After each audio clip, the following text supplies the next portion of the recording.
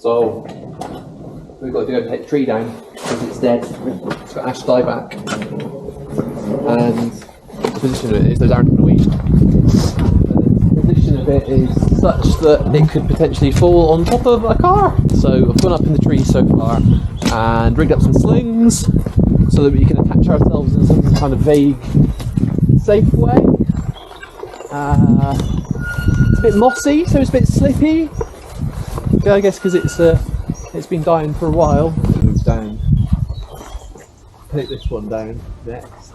So we're going to have to be a little bit more careful because it's going to fall into the road, and you can put some little signs up saying what we're doing. Yeah, and then the other one should come off easy enough. Then we've got to work out how to like fell it, you know? Where you've got like, so you can see that mark there, that's where we've had the slack line rigged up.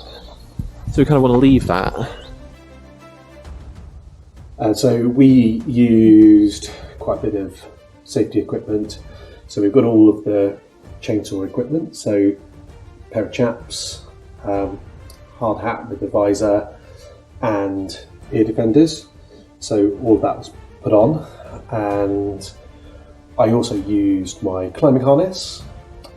So that went on over the top of the chaps, and used the climbing harness to attach into the tree. So Rowan went up the tree first and set up some harness points, so put some slings up in the tree with carabiners on them.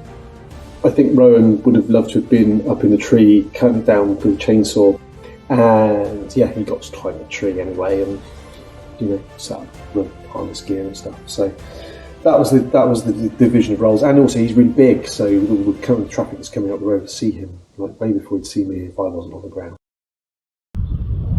So Dave's up a tree. We've rigged up some safety gear so he won't fall to his death, and we've put a couple of little orange triangles in the road to let people know that we're men at work. He's about to chop off a big branch on the dead, dying ash tree. Hopefully it's not going to take the power out, but we're just about to find out. There she goes! Well, it's definitely falling in the right direction, which is kind of more towards me, so I'm going to move a bit further back. All the cows are quite interested across the other side of the field as well. Yeah. Well, here we go. There's another one. Oh, he's just splintered. Look at that.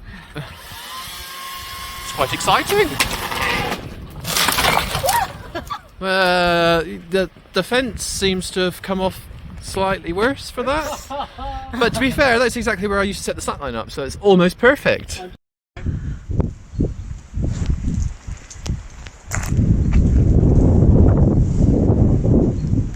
Do you want to be up there, Rowan? I do. I do, but Aaron's been chopping lots of wood recently, so it made some more sense for him to be up doing the chainsaw stuff. But I got to climb up the tree and set up all the safety gear, so...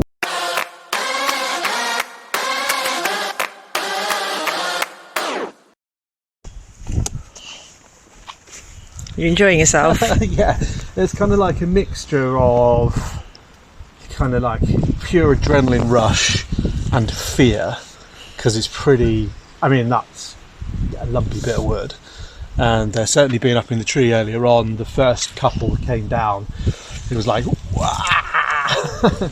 lots of adrenaline, especially when you're like up high. You never get all the way through with the chainsaw unless you're very good, but we ended up with the chainsaw stuck at one point, at which point we resorting to wedges to either try and free up the chainsaw or try to just push the trunk over. So we had a wood grenade thing, which is usually for splitting, and used a lump hammer and an axe to wedge it into the side, so it was pushing it away from the way that we didn't want it to fall. In the end, it's more the wedges, more driving the wedges in, and then just that final tiny little bit where it had cracked and it was going to go, and then just getting the bar in there and levering it, and then all of a sudden it was done. Nice one, team. Oh. Oh, success. Yatta!